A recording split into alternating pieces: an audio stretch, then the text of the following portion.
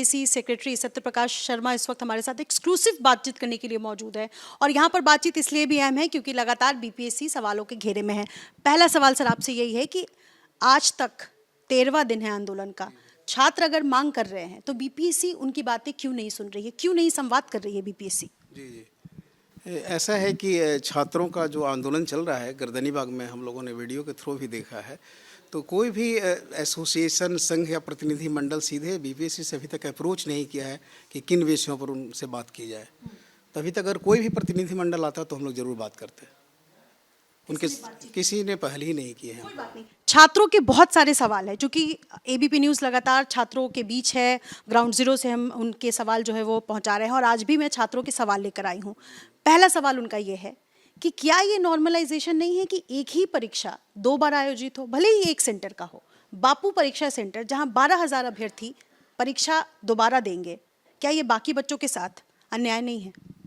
देखिए ऐसा है ना कि जैसे एक सेंटर पर 12,000 एप्लीकेंट हैं, अपियर हो सकते हैं, 60-70% के आसपास हो सकते हैं, 6-7 हज़ार उनकी संख्या हो सकती है। और एक तरफ 3,25,000 में 7,000-8,000 माइनस कर दीजिए, नॉर्मलाइजेशन का तो इशू नहीं बनेगा। इस तरह का दृष्टांत पूर्व में ही आयोग के साथ हुआ है। एक बार परीक्षा में औरंगाबाद सेंटर को कैंसिल करना पड़ा था, एक सेंटर को, इसी तरह की कुछ समस्याएँ थी। तो नॉर्मलाइजेशन की इशू बनता ही नहीं, नॉर्मलाइजेशन की ज़रूरत नहीं पड़ेगी। उसकी स्केलिंग करके उसका रिजल्ट निकाला जा सकता है, उससे कोई प्रॉब्लम नहीं आएगा और कोई भी छात्र इससे प्रभावित भी नहीं होगा। बीपीएससी लगातार कह रही है कि कोई धांधली नहीं हुई, जबकि छात्र कह रहे हैं कि धांधली हुई, पेपर लीक हुए और सिर्फ बापू परीक्षा सेंटर नहीं, बाकी जिलों में भी पेपर देरी से मिले। अगर बीपीएससी को लगता है कि कोई धांधली नहीं हुई तो आप प्रूफ क्यों नहीं दिखा देते हैं? छात्र सीसीटीवी फुटेज की लगातार मांग कर रहे हैं। देखिए, जब भी एग्जामिनेशन होता है बीपीएससी द्वारा तो इसके पहले ईओयू को, स्पेशल ब्रांच, सबको खबर रहती है, सबका नज़र इस परीक्षा पर रहता है। इस बार भी एग्ज़ाम 13 दिसंबर को हुआ था, उसके पहले भी ईओयू ने एक एडवाइजरी जारी की थी। अगर किसी तरह की कोई समस्या या कोई जानकारी आपको मिलता है तो उनके मेल पर सूचना दे सकते हैं, बीपीएससी के वेबसाइट पर आप डाल सकते हैं। लेकिन ये अनियमितता या प्रश्न लीक होने जैसी कोई सूचना कहीं से प्राप्त नहीं है। जितने जिलों में परीक्षा आयोजित की गई है वहाँ के सभी जिलों के जिला पदाधिकारियों ने रिपोर्ट किया है कि यहाँ पर बिल्कुल शांतिपूर्ण कदाचार मुक्त परीक्षा हुआ है। गया में देरी से पेपर मिले, इसकी जानकारी है बीपीएससी को? देखिए, ये सीधे आयोग को तो जानकारी नहीं है, जिला के रिपोर्ट के आधार पर ही आयोग निर्णय भी लेता है। अगर ऐसी परिस्थिति गया में बनी कि क्वेश्चन पेपर लेट हुआ है तो ये एकदम एस्टैब्लिश्ड है कि अगर देर से होगा, जितना डिले होगा उतना ही एडिशनल टाइम उनको दिया जाएगा, कहीं कोई प्रॉब्लम नहीं है। एक सवाल मेरा ये भी है कि देखिए, छात्र जो है वो लगातार इस बात को कह रहे हैं कि बीपीएससी अगर ये परीक्षा जिस सेंटर पर दोबारा किया जा रहा है वहाँ या तो क्वेश्चन पेपर अब आसान होगा या मुश्किल होगा, दोनों ही स्थिति में बाकी छात्रों के लिए नुकसान है। ये एकदम सोचना ही गलत है कि क्वेश्चन का लेवल आसान होगा या हार्ड होगा। एक तो आयोग क्वेश्चन पेपर स्वयं सेट करता नहीं है, इसके लिए अलग से सेटर होते हैं, और जो सेट करके क्वेश्चन भेजते हैं डिफरेंट सब्जेक्ट के टीचर होते हैं, वो ऐसा उनको ना हम लोग कोई डायरेक्शन देते हैं किस तरह का क्वेश्चन आपको सेट करना है, उनका फ्रीडम रहता है, जैसा वो सेट करना चाहे कोई प्रॉब्लम नहीं है।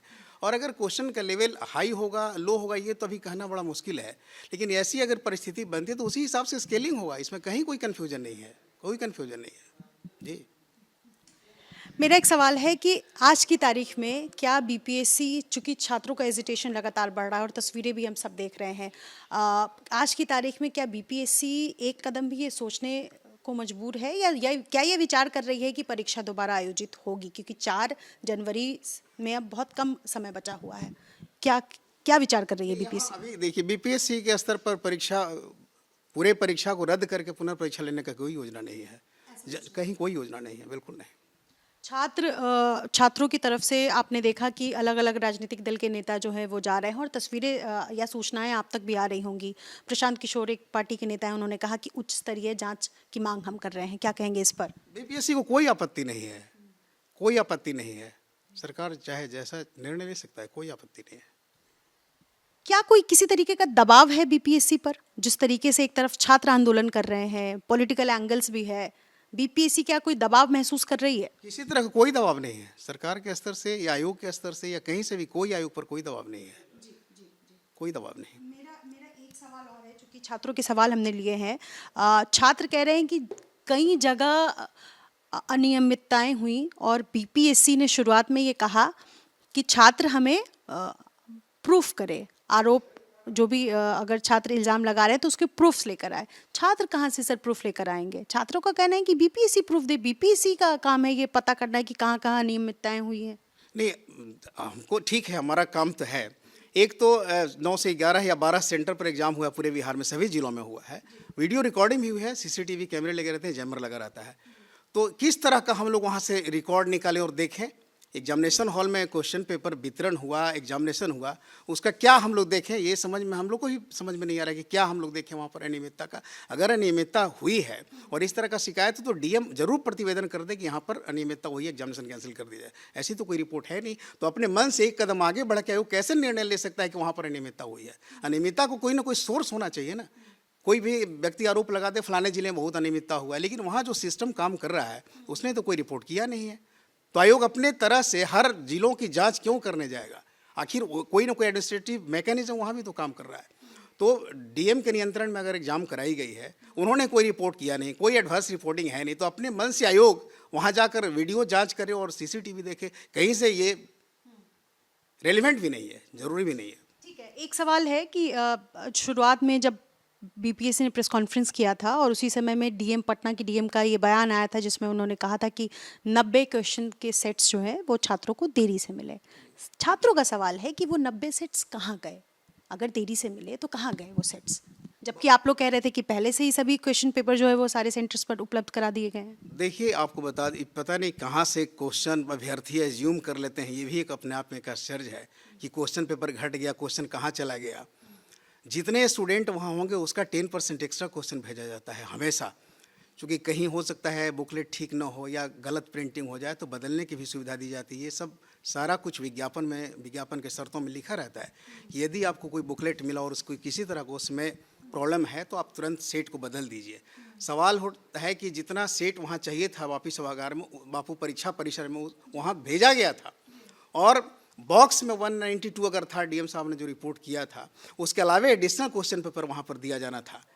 बॉक्स को यूनिट नहीं होता है, नंबर ऑफ क्वेश्चंस यूनिट होता है, तो कहीं गया नहीं है, सारा क्वेश्चन पेपर वहाँ पर था। थोड़ा सा धैर्य रखते तो सारा कुछ टाइमली सेटल होता। तस्वीरें जो लगातार आ रही है सर, आपने देखा होगा, आप तक सूचनाएं भी मिल रही होंगी, क्या लगता है ये जो आंदोलन है छात्र कर रहे हैं, कोई तो वजह होंगी, क्या कहेगी बीपीएससी इस पर?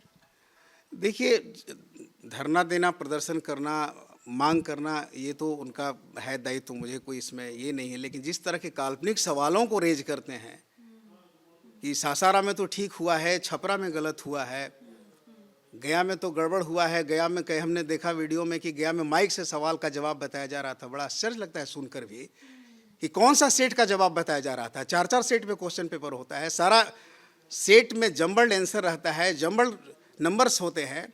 तो क्या आप जस्ट कल्पना करिए कि कोई सवाल का माइक से बोला जाना कि कौन सा सेट का कौन सा क्वेश्चन का कौन सा ऑप्शन होगा, ये कहीं से प्रैक्टिकल लगता है? ये थोड़ा सा भी जो सिंसियर स्टूडेंट होगा उसको तो इतना समझ में आ ही जाएगा ना कि जब 4 सेट का, चारों का क्वेश्चन पेपर टैली नहीं करता, अलग अलग नंबर पर वो सेट किया हुआ है, अलग अलग जम्बल्ड उसका आंसर है, तो कैसे कोई और इस तरह का कोई रिपोर्ट तो डीएम साहब ने भेजा नहीं, नहीं वहाँ से कोई इस तरह का एडवर्स रिपोर्टिंग हुई है। तो ऐसे कह देना कि वहाँ पर माइक से हुआ है, ये तो कहीं से भी रेलिवेंसी ही नहीं है सब चीज़ों का, बिल्कुल कल्पना के आधार पर।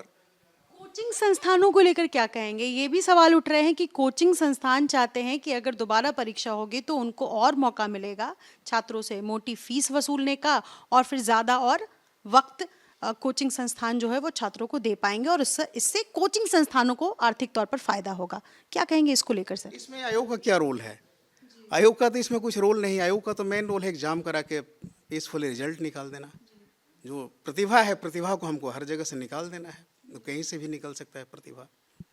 बीपीएससी कैसे संतुष्ट करेगा छात्रों को कि धांधली नहीं हुई है और जो क्वेश्चन पेपर सेट किए जाते हैं वो आयोग नहीं करता है? क्या कहेंगे इस पर? देखिए, ये चीज़ें बहुत क्लियर कर दिया गया कि बहुत लोग वैसे लोग आरोप लगाने लगते हैं जो परीक्षा के मैकेनिज्म के बारे में उनको पता नहीं रहता है। बिल्कुल जानकारी रहती नहीं है।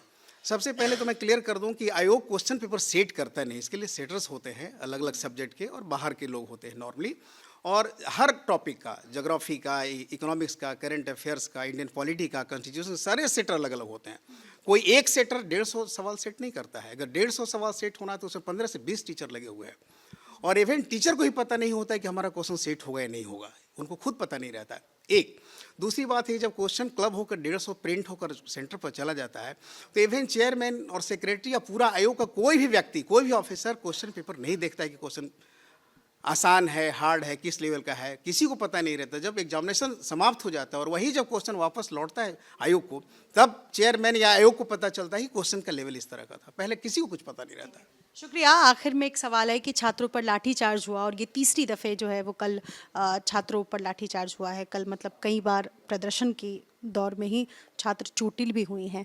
क्या कहेंगे इसको लेकर? आपने देखी होगी या सूचनाएं आप तक आई होंगी? जी जी, ये तो एडमिनिस्ट्रेशन का सिस्टम है, कंट्रोल करने में क्या परिस्थिति बनी होगी, ये तो आयोग इस पर न कोई निर्णय ले सकता है, न कोई डायरेक्शन दे सकता है।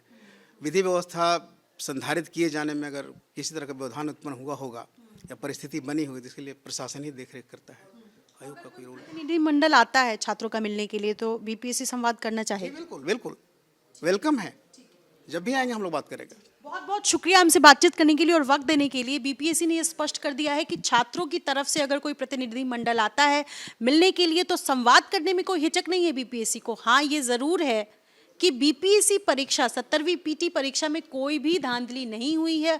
अनियमितता के जो आरोप हैं वो गलत है और तमाम जो काल्पनिक सवाल है उन सब का जवाब बीपीएससी एक एक करके छात्रों को नहीं दे सकती है, जो जाहिर है। और सीसीटीवी और बाकी जो मांग की जा रही है छात्रों की तरफ से, सभी के जवाब बीपीएससी के पास है। लेकिन छात्रों के प्रदर्शन को लेकर के बीपीएससी ने स्पष्ट कर दिया है कि ये छात्रों का दायित्व है, वो करे, इससे बीपीएससी इसमें कुछ नहीं कर सकता है। लेकिन जो आरोप बीपीएससी पर लगाए जा रहे हैं उसे लेकर के ये तो स्पष्ट है कि सभी आरोप निराधार हैं। कुछ एक क्वेश्चंस जो छात्रों के हैं उस पर जांच चल रही है और बीपीएससी एक एक जांच में जो भी रिजल्ट आता है उसको लेकर के सामने आएगी।